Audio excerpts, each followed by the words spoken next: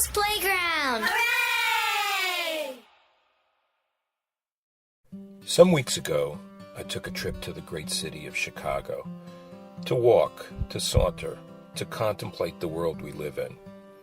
On the trip, one day turned to night. Some 15 miles and roughly 30,000 steps later, I saw a story there was to tell. The story was about a simple act that has saved us. It saved us all at various moments. Taking a walk, on our own or with a companion, furry or human. The act of taking a walk is such a beautiful thing. I'm Buzz Knight, and welcome to the first episode of Taking a Walk, a journey that will take us to many places with many different people. As I got excited about the possibilities, I thought there's no better place to start the journey than Walden Pond. Let's go talk to the executive director of the Walden Woods Project, Kathi Anderson, and see what she thinks of the idea. It's so nice to see you, Kathi. How's everything going with you today? Oh, it's a beautiful day here, and everything's going great, Buzz. It's great to see you too. So I know for every nonprofit, this has been an incredibly difficult time during, obviously, this pandemic. And I just wanted to get an update. How are things going at the Walden Woods Project? Well, you're absolutely right that most nonprofits have faced some challenges, indeed, in terms of, fundraising and adapting programs to, virtual presentations and whatever. We're no different, but everything is going really well. We have a lot of loyal supporters who have stood by us for over 30 years, who continue to support us financially. And I think that we're doing overall, we're doing well. I would say that COVID has actually opened up some opportunities for us, interestingly. I think if there's a couple of silver linings to COVID for the Walden Woods Project, they are, number one, people are coming out to reconnect with nature as never before. And, you've probably heard reports on TV about this, that our national parks are having incredibly high visitation. And I think that the pandemic has caused people to reflect a lot on their own lives. And, they are starting to think about, their place in the world and also their place in nature. And so consequently, our trail systems in Walden Woods have had higher use than ever before. It's really gratifying to see people come out and appreciate this beautiful historic landscape in numbers that we've never seen before. So that is one plus. The other is the adaptation of many of our programs to virtual presentations has opened our organization up to a whole new audience across the globe. It's phenomenal how virtual programming attracts people from different countries. And I was just talking with our education director just yesterday, and we made a list of all the different countries where people live who have participated in our virtual programs. And I think we're up to about 15, 20 different countries. So that is really great because we can cast a wider net about Thoreau's legacy, talking about on a global level his influences in terms of contemporary environmental and social reform issues. So we're engaging a bigger audience, while at the same time still continuing to engage our local audience. So I view that as a plus, and we're going to continue to do virtual programming indefinitely for that reason, even when we're able to fully restart our on-site programming. That's fantastic news to hear, and it's fantastic to hear how people have sought the tranquility of Walden Woods and Walden Pond during this time, and other tremendous places as well. So I know me personally, I live in the backyard here, and I'm fortunately very close, so I can, go visit and take in the beauty. But I actually grew different appreciation for places as well because of just being here 7 days a week and really seeking the outdoors and the beauty, and the ability to just be out there taking it all in and taking a walk. So yeah, I can identify with that. Well, we need these places, obviously, in our lives. And, it really brings home the importance of conservation and land protection very, very clearly. If we don't protect what we love, then what we love is not going to be there for us in the future, and certainly not for future generations. I'm a firm subscriber to the approach of protecting half of our Earth, and we've worked closely with Dr. E.O. Wilson and his Half Earth Project. And we are part and parcel of the natural world, and basically, by saving nature, we're saving ourselves. And I think people more and more are beginning to recognize that. And certainly climate change has brought home the importance of, conservation as well, because the impacts that we are going to see and are already seeing from a changing climate are going to shrink our available open space. And it's going to be even more necessary for us to take action to set aside, places in the natural world. And what we fail to protect very soon will be gone. I believe that totally about Walden Woods. And, we see a lot of pressures of development and population growth, and all of those things we're all too familiar with that really squeeze out habitat, impact biodiversity, cause extinctions, and in fact impact climate change in a very dramatically negative way, because when we lose forest land, we lose opportunities for carbon sequestration, which are so important. So I think that the COVID crisis has, in a lot of ways, awakened people to these challenges we face. Totally agree, Kathi. Totally agree. So I wanted to run something by you I've been thinking about here. I was on a recent trip in the great city of Chicago, and I know there's many great walking cities, as you know. Boston is one, and Chicago and New York, and there's others certainly that are really great places to go and explore and people watch and just take in the beauty of a day and a cityscape.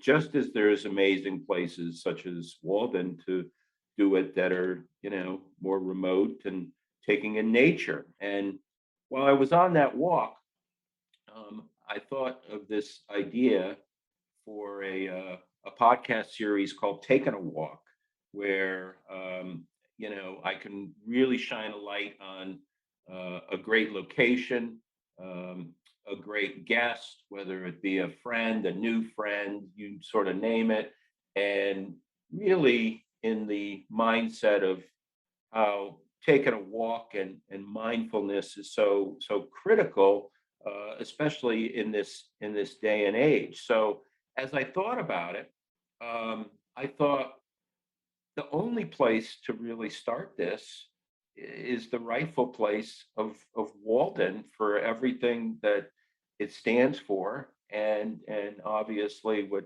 Henry David stands for. It's just too natural and too special a place and too special to me. So I love the idea of starting the series there. And you have this amazing curator that I've read about and read his work, named Jeffrey Cramer. I think it would be fascinating to go take a walk with Jeffrey at Walden Pond. So I don't mean to catch you off guard here, but what do you think? Well, I think that's a terrific idea. I love to walk with Jeff around Walden Pond because, you know, he is so passionate about Thoreau and the Transcendentalists. As you know, Jeff has edited many of Thoreau's works, and you know, we laughingly tease Jeff and say, "Oh, you know, any day of Thoreau's life, Jeff will know what Thoreau did." He is really, really a wealth of knowledge about Henry David Thoreau. So it's a lot of fun to be in the actual place with Jeff and hear him talk about Henry's time there. So I think that's, first of all, I think that's a great idea, and I think you'd both really enjoy it. That's great. I really look forward to doing it, and I'm going to do it. And I really appreciate you hearing me out on it. And I'll keep you posted, obviously. And I really wanted to thank you and everybody in your organization, you know, during these challenging times, you know, Juliet and Jeff and Sarah and others, obviously, that I don't know, who have really, you know, kept the focus of the great work that the Walden Woods Project does. So as somebody who, you know, is a great believer in all of your work and their work, I wanted to say thank you for that. Well, I want to thank you, Buzz, as we all do. You have been such a great friend and supporter now for many, many, many years, and just a wonderful, wonderful colleague and friend. So I'm delighted to hear about this new project, and I just think it's going to be fantastic. Thank you, Kathi. On part 2 of episode 1 of Taking a Walk, Buzz talks to Jeffrey Cramer, the curator of the Walden Woods Project. Well, Jeff, it's so nice to meet you, and it's so nice to be taking a walk with you. It's my pleasure, Buzz. So in the course of your busy day, how often do you get to take a walk here? Strangely, very rarely. I'm busy in the library with archival work and things like that, and helping with researchers and students. So very rarely do I actually get the time like we're doing now to get a nice walk around the pond. And how did you first end up at the Walden Woods Project? I'm a trained librarian, archivist, and also an independent Thoreau scholar. And it was actually a very strange coincidence. I was working for the Boston Public Library for over 20 years and had been looking for something different. And I was working on my first book, Thoreau-related book called Thoreau on Freedom. And the editor said I should come out to the Walden Woods Project and see somebody here who might give me some lesser-known quotations for the book, just to give it something that nobody else had. And 2 days before I came out here to get the quotations, the woman who was in charge of rare books in those days came and said, "Jeff, you should meet this woman we just hired. She used to be the curator at the Thoreau Institute." And so when I came out here and the man handed me a disc with a few quotations on it, I said, "Do you have an opening?" And he said, "Yeah, you interested?" So they had done a nationwide search and didn't find the right candidate. I had been looking to get out of Boston for years, couldn't find the right job. And here I was, a Thoreau scholar and a trained archivist, walking into their doors saying, "Do you have an opening?" And he showed me around. I just absolutely fell in love with not only the library, but what the Walden Woods Project represented and what it was trying to do.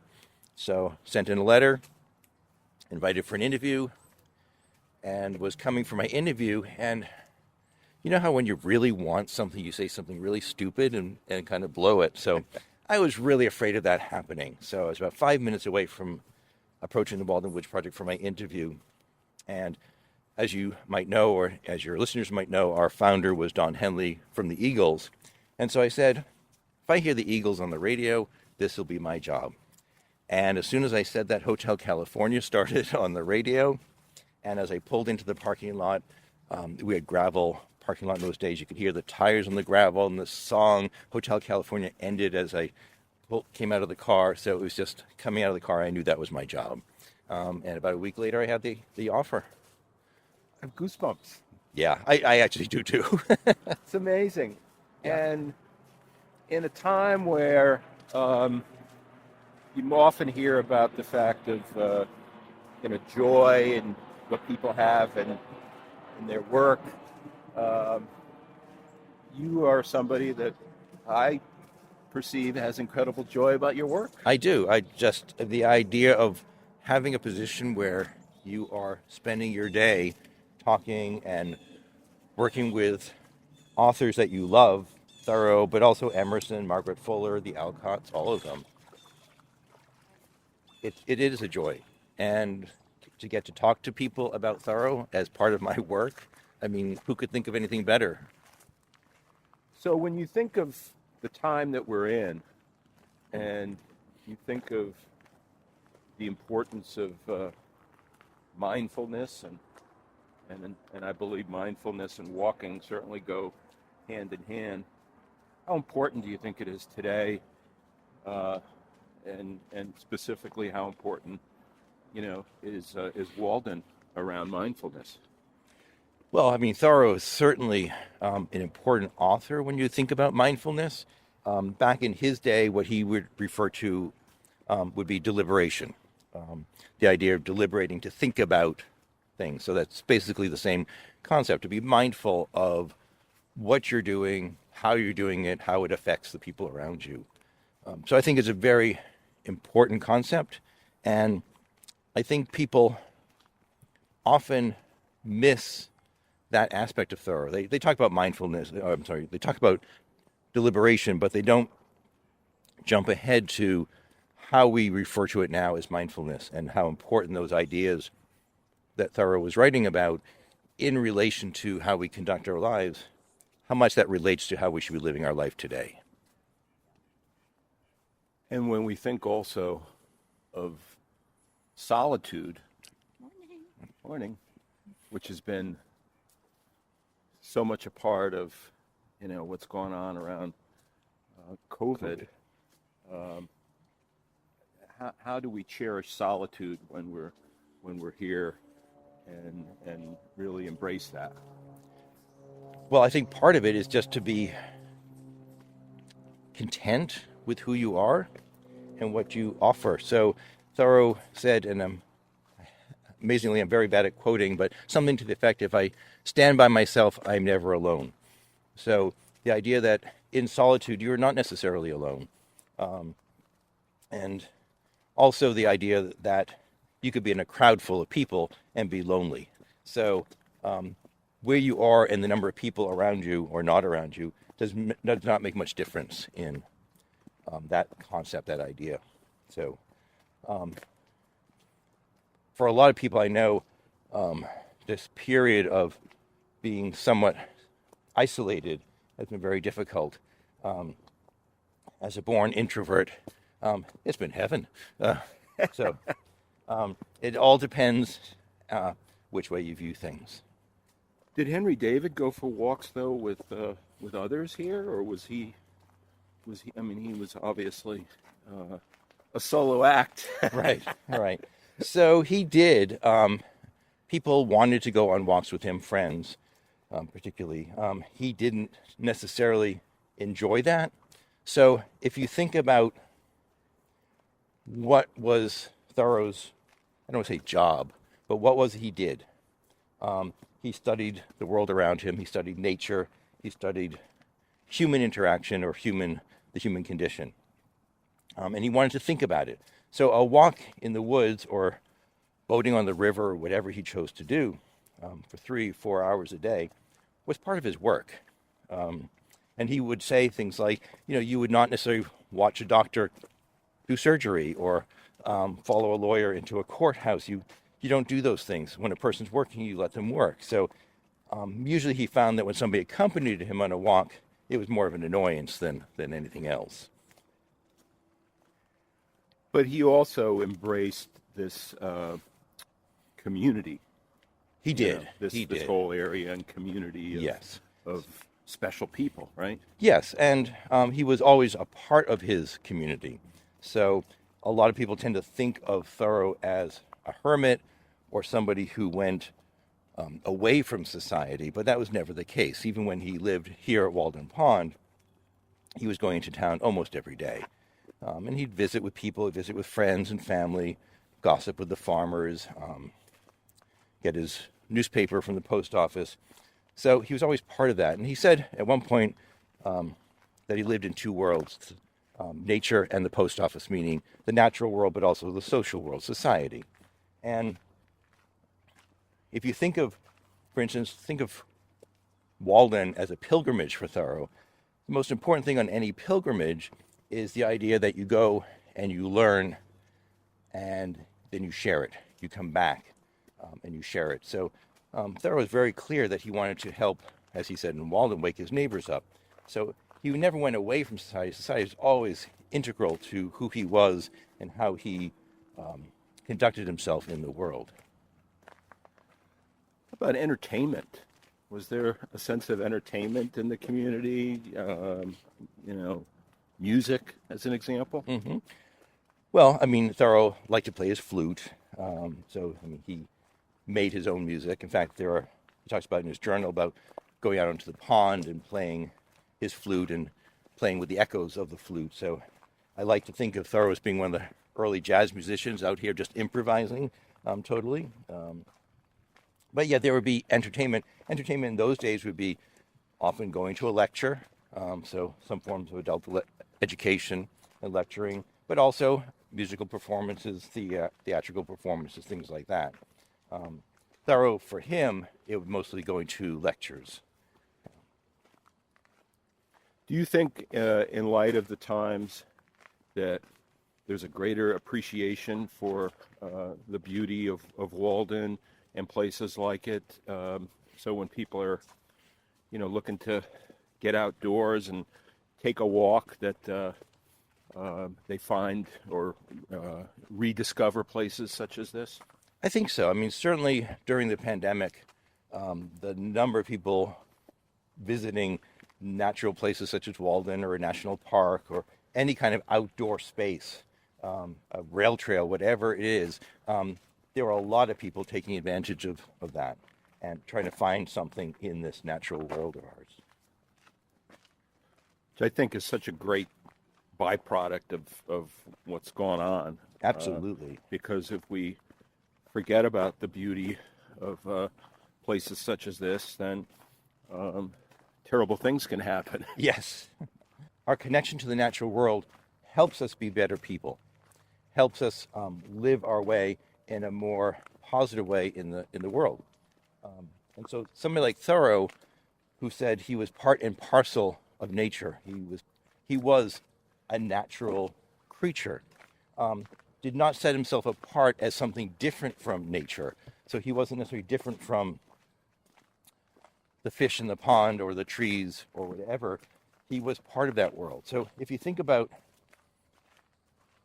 being part of something, it's harder to destroy it. You don't want to cause harm if you're part of something. It's only when something is foreign, something's different, something you can't relate to, that we feel we can do something that is not necessarily as beneficial. So if you think about how we treated the natural world as something different from us, it's why we destroy it. We can use it, we can abuse it, we can not take care of it. But once you are part of that world and you realize your interconnectedness with it, then you're going to do your utmost to protect it and help it.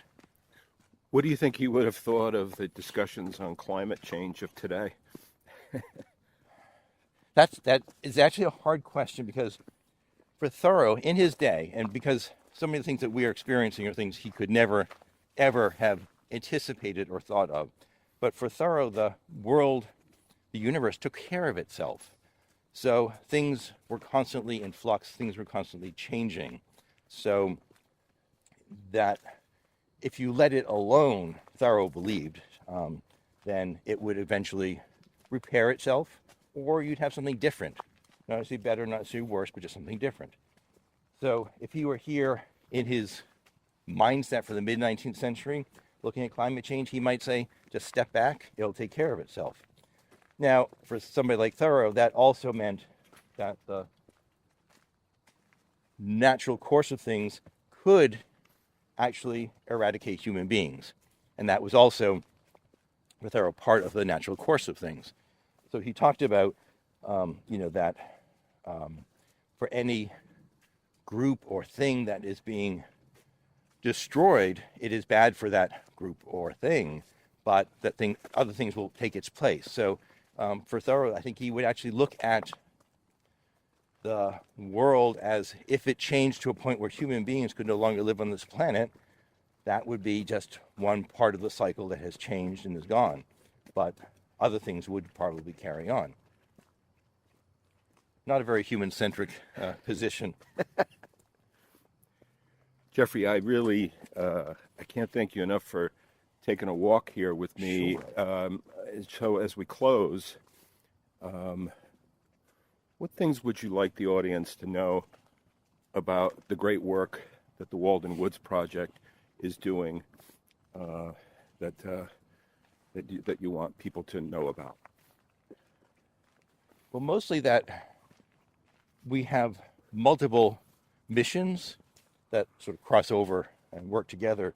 But not only are we working to preserve the land associated with Henry David Thoreau, but also that we have our education department. So we're trying to help people, usually students, learn about Thoreau and try to separate some of the myths that they are always hearing. And then, of course, we have the research library where I work, where, again, we're helping people all the time come to a better understanding of who Henry David Thoreau actually was and what he actually was writing about. Thank you, Jeffrey. My pleasure, Buzz. Taking a Walk with Buzz Knight, available on Podbean and in the iTunes podcast store.